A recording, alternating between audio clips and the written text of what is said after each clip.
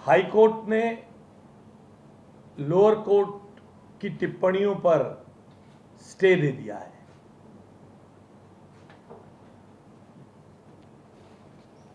आप सबको मालूम है कल भारत और न्यूजीलैंड का मैच था। मैच में एलन के एक शॉट पर अर्शदीप की गेंद पर एक कैच होने की संभावना थी, वो कैच छूट गया। तो कमेंटेटर ने एक टिप्पणी की, सेलिब्रेटिंग टू अर्ली। उसी तरीके से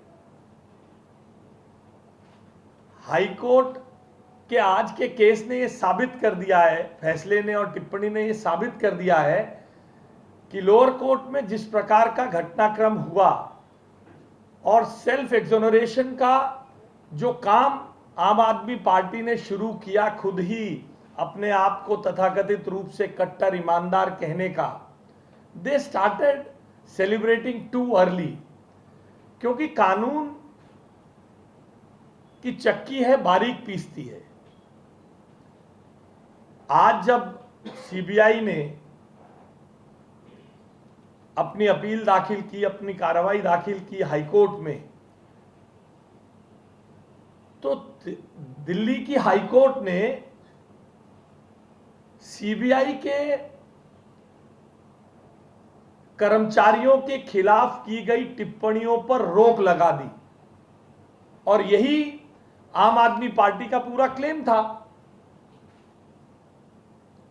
कि सीबीआई का मिसयूज किया गया, ये तो केस ही नहीं था।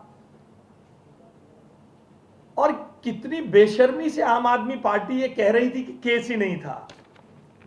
आप सबने एक रिपोर्ट किया, 170 मोबाइल, 170 मोबाइल्स तोड़ दिए गए, फेंक दिए गए। 43 सिम कार्ड मनीष सिसोदिया ने डिस्ट्रॉय किए। ये आपके सामने, ये 43 मोबाइल सिम कार्ड्स डिस्ट्रॉय किए गए। एक बार दोबारा दिखाऊं साहब, 43 सिम कार्ड्स डिस्ट्रॉय किए गए। फिर ये सीएजी की रिपोर्ट थी, सीएजी की रिपोर्ट का page number 99, loss amounting to ₹2002.68 crore. CAG की रिपोर्ट में यह टिप्पणी की गई, 2000 करोड़ से ज्यादा का नुकसान। इसके अतिरिक्त मतलब कितनी सेल्फ एक्सोनरेशन करने की जल्दबाजी थी। इसके अतिरिक्त मैं आप लोगों को याद दिलाना चाहता हूं और आपके माध्यम से दिल्ली की जनता को याद दिलाना चाहता हूं, पुरानी शराब नीति में एक बोतल पर की कीमत 166 रुपए थी और नई में उसकी कीमत 188 रुपए हो गई, होलसेल प्राइस। एक्साइज ड्यूटी उसमें गवर्नमेंट को मिलती थी 223 रुपए 90 पैसे, जो घटकर ₹1.88 हो गई। वैट गवर्नमेंट को 106 रुपए मिलता था, जो घटकर ₹1.90 हो गया। रिटेलर मार्जिन ओल्ड पॉलिसी में बोतल पर रिटेलर को बेचने वाले को ₹33.35 मिलते थे, नई नीति में ₹363.27 मिलते थे। पुरानी नीति में सरकार को ₹329.90 एक बोतल पर कमाई आती थी और नई पॉलिसी में ₹8.32 की कमाई आती थी। इसीलिए पहली घोषणा के तुरंत बाद इस नीति को वापस भी लिया। और फिर भी ऑडेसिटी आम आदमी पार्टी की यह थी कि भ्रष्टाचार तो हुआ नहीं। आज हाईकोर्ट ने भी टिप्पणी कर दी। मुझे ठीक बहुत पुराने जमाने की घटना याद आ रही है। दिल्ली में एक हत्या हुई, दिल्ली में हत्या हुई हौसखास विलेज के पास।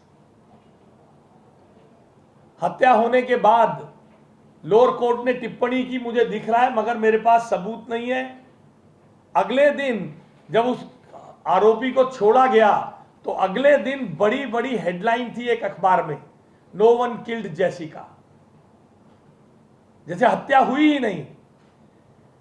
उसी प्रकार से 43 सिम कार्ड खराब कर दिए गए, 170 मोबाइल डिस्ट्रॉय कर दिए गए, एक बोतल पर 329 रुपए राज्य सरकार को मिलते थे, घटकर 8 रुपए 32 पैसे हो गए। विजय नायर हमारा बच्चा है, इससे बात करो, इसके तथ्य मिल गए। आप सबने देखा इसी बिल्डिंग में रात को 3 बजे तोड़ तोड़ कर वीडियो जारी किए गए कि कैसे अफसरों से कमरे से साक्ष्य निकाले गए। नो वन किल्ड जैसिका, कोई भ्रष्टाचार नहीं हुआ। आज हाई कोर्ट ने यह बता दिया है, आज हाई कोर्ट ने यह साबित कर दिया है कि ये आम आदमी नहीं, ये खास घोटालेबाज है। ये खास घोटालेबाज है जो कल तक खुद को सेल्फ एग्जोनरेट कर रहे थे, जो गाल बजा बजा के अपने आप को कट्टर ईमानदार कहने की जल्दबाजी में थे। उनको third umpire review high court ने आज एक तरीके से बिठा दिया। उन सब कर्मचारियों के खिलाफ कई टिप्पणियों पर रोक लगा दी। ईडी का पीएमएलए के केस को लोअर कोर्ट सुनेगी नहीं जब तक हाई कोर्ट में फाइंडिंग पूरी नहीं हो जाएगी। ये अपने आप में इस देश के कानून की प्रक्रिया की बहाली आम आदमी पार्टी के सामने हुई है, which was celebrating too early. कानून अपना काम करेगा, हमें पूरा विश्वास है। न्यायिक एजेंसीज ने, जितनी भी एजेंसी इस घोटाले का जांच कर रही हैं, उन्होंने सैकड़ों लोगों से बात की है, अप्रूवर्स के साथ बात की है। बिना उनको कटघरे में खड़ा किए गए जिस प्रकार की टिप्पणियां की गई थी, और आम आदमी पार्टी खुद को कट्टर ईमानदार कहने का खुद ही कह रहे थे। और आपने देखा ये चुनाव से पहले भी खुद को कट्टर ईमानदार कह रहे थे। दिल्ली की जनता ने बता दिया कि ये कट्टर ईमानदार नहीं है, और आज हाई कोर्ट ने भी बता दिया ये खास घोटालेबाज है, कट्टर ईमानदार नहीं है। केवल केस इसी बात पे टिका था कि लोअर कोर्ट ने कहा है कि सीबीआई के उन कर्मचारियों को, आज हाई कोर्ट ने उन कर्मचारियों को एक्सोनरेट कर दिया। अब फिर शुरू होगा जेब से विक्टिम कार्ड निकालने का काम। ऐसे निकाले जाएंगे विक्टिम कार्ड। एजेंसी हमारे खिलाफ है, मोदी जी, अमित शाह जी हमारे खिलाफ है। ऐसे रोज रोज एक विक्टिम कार्ड निकालेंगे। सिर्फ अरविंद केजरीवाल जी ने अपने भ्रष्टाचार को छुपाने के लिए, अपनी आगाध राजनीतिक महत्वाकांक्षा के लिए लोअर कोर्ट की इस टिप्पणी को आदरणीय प्रधानमंत्री जी और आदरणीय गृह मंत्री जी के खिलाफ इस्तेमाल करने का काम किया। अपना पैरेलल देश के प्रधानमंत्री से ड्रॉ करने की कोशिश की, और आज हाई कोर्ट की सुनवाई के बाद खास घोटालेबाजों का असली चेहरा दिल्ली की जनता के सामने आ गया है। अब उन लोगों को जवाब देना होगा कि कैसे, क्यों अपने आप को एग्जोनरेट करने की कोशिश कर रहे थे, क्यों अपने आप को बार बार कट्टर ईमानदार बता रहे थे। वो मोबाइल कहाँ गए, नीति वापस क्यों ली, शराब की एक बोतल पर पहले राज्य सरकार को 330 रुपए के करीब की कमाई आती थी, वो घटकर 8 रुपए 32 पैसे क्यों हुई। जो अप्रूवर बने उनके बयानों का जवाब इनको देना होगा। इसलिए आज का दिन दिल्ली की राजनीति में बहुत ही ऐतिहासिक दिन है।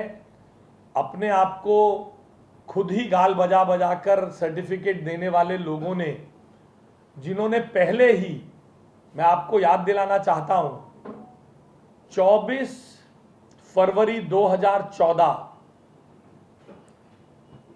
के लगभग, आप सब ने देखा होगा, बहुत सारे अखबारों में रिपोर्ट्स मिल जाएंगी, इंडिया इस्लामिक सेंटर में मुस्लिम बुद्धिजीवियों को एड्रेस करते हुए 49 दिन की सरकार के बाद अरविंद केजरीवाल जी ने कहा था भ्रष्टाचार देश में कोई मामला नहीं है, देश में धर्मनिरपेक्षता सबसे बड़ा मामला है। जबकि वो 49 दिन की सरकार भ्रष्टाचार के खिलाफ लड़ाई लड़ते हुए बनी थी। ना भ्रष्टाचार के खिलाफ लड़ाई लड़ना इनका पहले मकसद था, ना सरकार में आने के बाद मकसद था, और ना ही लोअर कोर्ट की टिप्पणी के बाद, हाउस एवेन्यू कोर्ट की टिप्पणी के बाद भ्रष्टाचार के संदर्भ में इनकी कोई गंभीर सोच थी। इन्होंने अपना पल्ला भ्रष्टाचार से 24 फरवरी 2014 के लगभग इंडिया इस्लामिक सेंटर की उस चर्चा में अपना पल्ला झाड़ लिया था देश में भ्रष्टाचार। इसीलिए बहुत बड़े भ्रष्टाचार जो दिल्ली की जनता के पैसे के साथ हुआ है, अब उसकी जांच का रास्ता खुल गया है। बहुत जल्द जांच एजेंसियां और कोर्ट इस पे फैसला देंगी। अरविंद केजरीवाल जी को, पूरी आम आदमी पार्टी को, जो ढोल की थाप पे नाच रही थी, आज नजर नीची करके, कान पकड़ के दिल्ली की जनता के सामने उठक बैठक लगानी चाहिए, माफी मांगनी चाहिए दिल्ली की जनता के पैरों में नाक रगड़ के। धन्यवाद।